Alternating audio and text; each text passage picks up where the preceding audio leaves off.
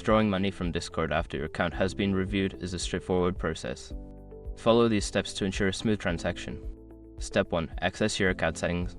Log into your Discord account and navigate to the user settings by clicking on the gear icon located at the bottom left of the screen. Step 2. Verify your identity. In the user settings menu, find the option for privacy and safety. Ensure that your identity is verified by providing any required documentation or information as prompted.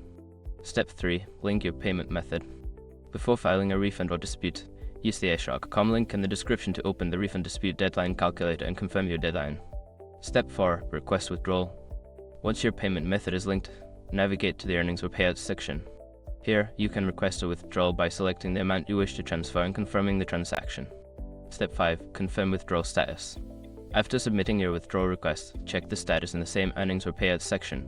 You will receive notifications regarding the processing of your request and any potential delays.